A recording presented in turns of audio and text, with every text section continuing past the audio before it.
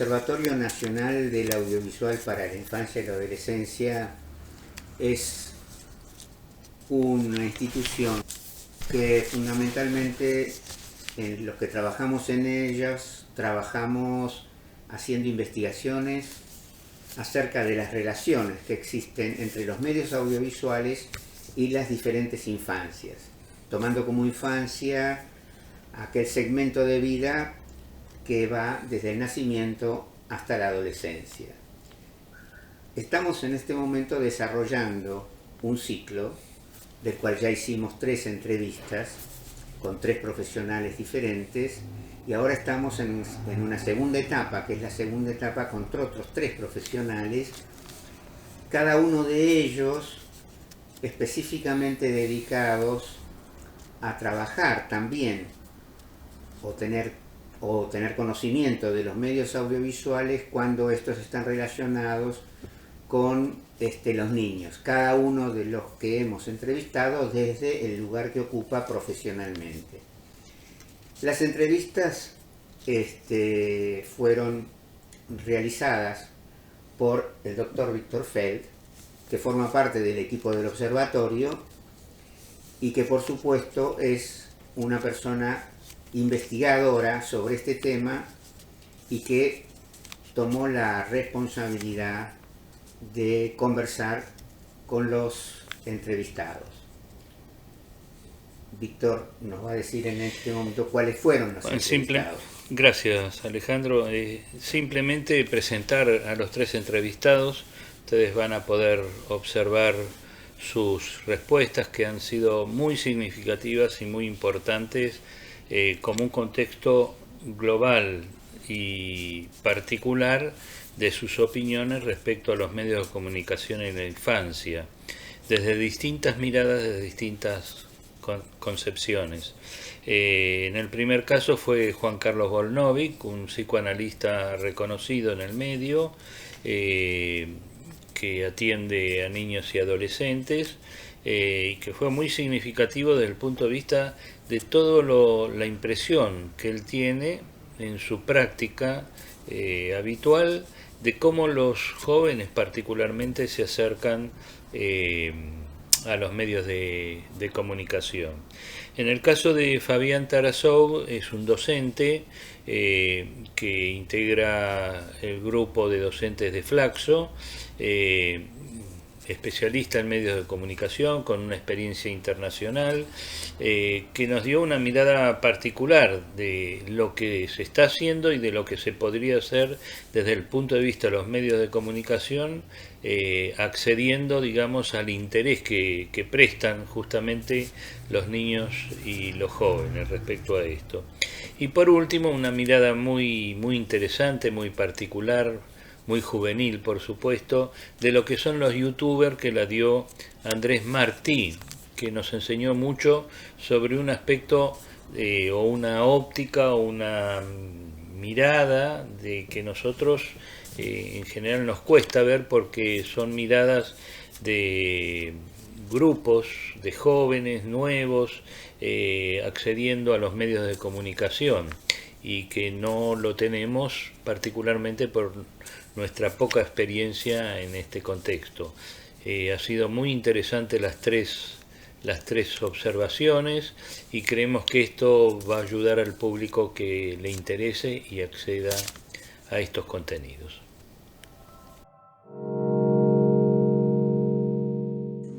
Cuando yo era chico, estamos hablando de la década del 40, 50, los medios de comunicación, y sobre todo para quienes no vivíamos en la ciudad, era la radio. El cine era excepcional, porque en el pueblo donde yo vivía había un cine. Sí, y que además, como debía tener una sola cámara, entonces cada 20 minutos se cortaba la película, y el cine en realidad eran mesitas donde los parroquianos se sentaban, los chicos nos sentábamos adelante, y bueno, y una película podía durar vaya a saber cuánto tiempo con esas interrupciones. En general, la cultura de mi infancia fue una cultura textual, una cultura de de libros, de revistas, de contacto con el papel, y desde ya con la escuela, el pizarrón, el cuaderno, los libros de lectura. Estamos viviendo, decía, un momento de transición, porque de aquella etapa donde reinaba la cultura textual, la cultura escrita, de la escritura, hemos pasado a la cultura de la imagen, donde fundamentalmente la imagen vino, yo no diría que a ocupar el lugar de la cultura textual, sino a complementarlo. Y ahí ya tenemos un punto como para reflexionar. Los chicos pasaban muchas horas mirando televisión, o querían pasar muchas más de lo que los padres los dejaban.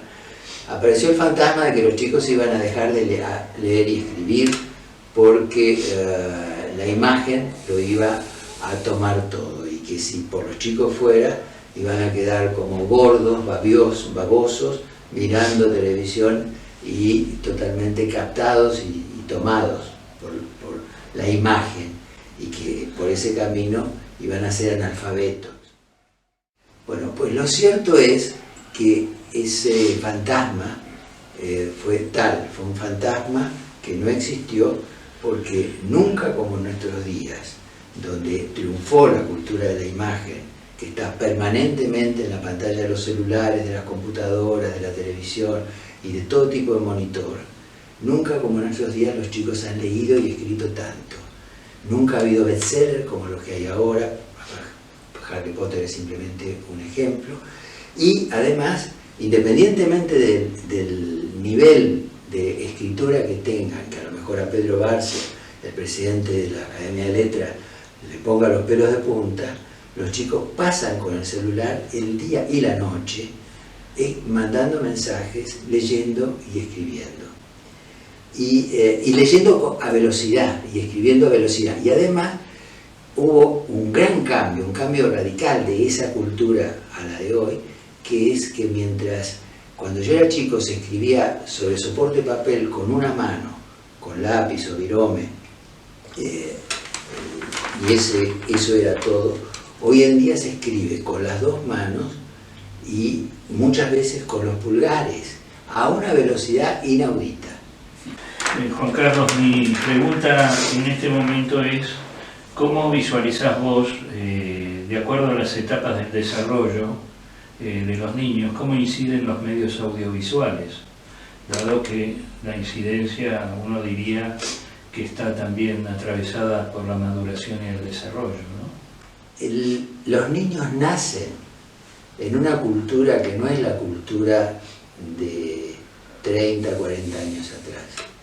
La introducción de las nuevas tecnologías ha transformado esta cultura en una cibercultura. Y ellos cuando nacen, ya está.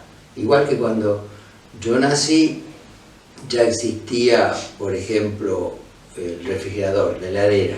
Y para mí era absolutamente natural abrir una heladera. Y era natural incluso, volviendo a la radio, hacer un clic con un botón, que no era un clic en realidad, que era un turn, ¿no? Con un botón para que apareciera una voz.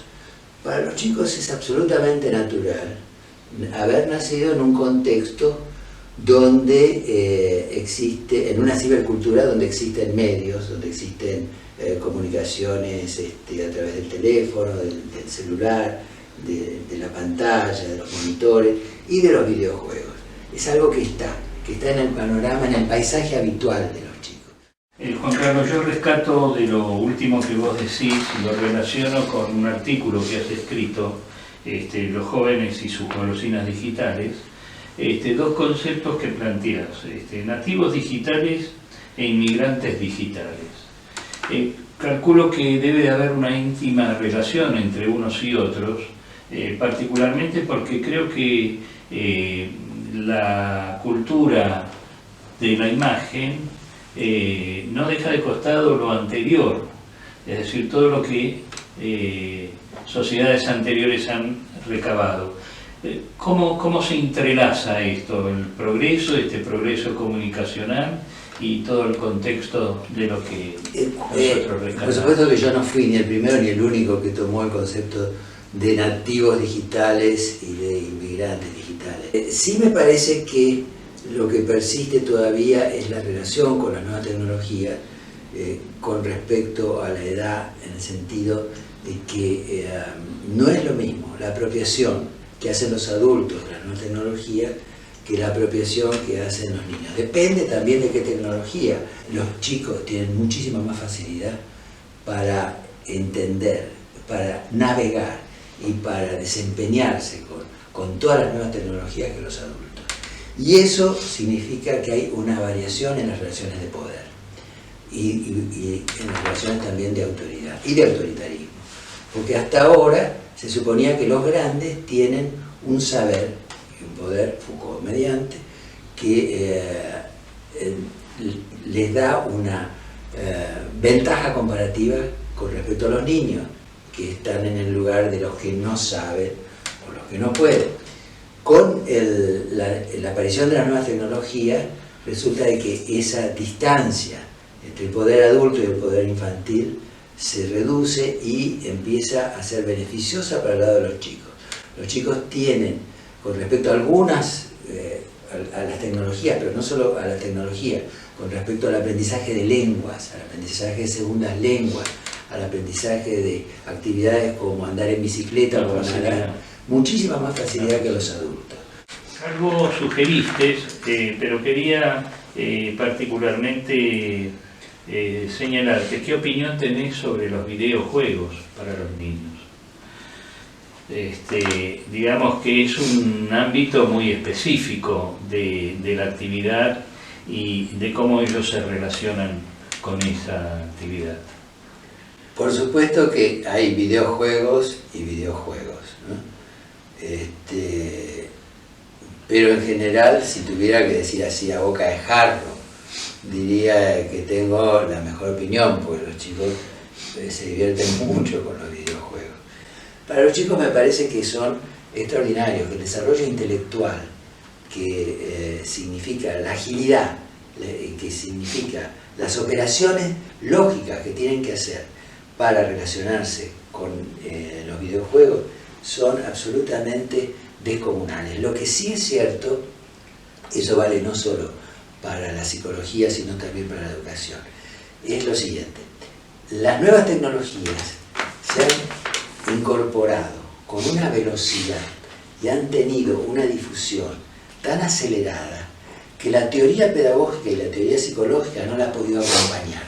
Entonces todavía no hay teorías pedagógicas y teorías psicológicas que estén a la altura de poder entender los procesos intelectuales, los procesos cognitivos que se producen en la relación con los videojuegos. Pero la experiencia que yo tengo es que son no solo fuente de gratificaciones lúdicas para los chicos, sino también están al servicio del desarrollo intelectual y del ejercicio de operaciones lógicas que ni por lejos se producen en el aula tradicional, cuando un chico está sentado 6 horas frente a un pizarrón, una maestra con un puntero.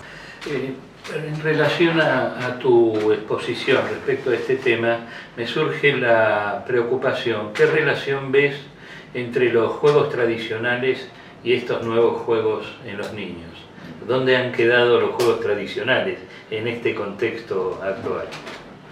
Yo tengo la impresión que lo mismo que sucedió con la lectura y la imagen, que la imagen no solo no ocupó el lugar de la lectura, sino que lo complementó. Los videogames no vienen a desplazar o ocupar el lugar de los juegos tradicionales, sino que los complementan. En mi experiencia, los chicos en las sesiones que tienen libre acceso a la computadora o a los juegos, a los videojuegos, alternan y hay momentos en que juegan a juegos de computación o a juegos de consola y momentos donde juegan a los juegos tradicionales. Bueno, por último te quiero consultar si vos encontrás alguna relación entre contenidos y y aparatos, es decir, ¿qué relación hay? Porque me parece que uno de los temas que está planteado, y de algún modo vos lo sugeriste, es con qué contenido se relacionan los niños y cómo incide en la formación y el desarrollo de ellos respecto a este ítem, ¿no? Con lo que hay a disposición, son los contenidos que hay a disposición. Y por supuesto que entre contenidos está toda la difusión de la pornografía. Y los niños en realidad se inician sexualmente con la pornografía que transita, que inunda los medios. De distintos niveles, desde el programa de Tinelli en adelante. Y eso es parte de la oferta identificatoria de la cultura en la que vivimos, y tal vez no se le puede pedir a los medios una moral que no tiene la sociedad en su conjunto. Pero para eso están los educadores y están los padres, para tratar de ayudar a los chicos a procesar todo ese bombardeo de información y de contenido que reciben, ¿no? Pero eso, por supuesto que depende del contexto de la clase social.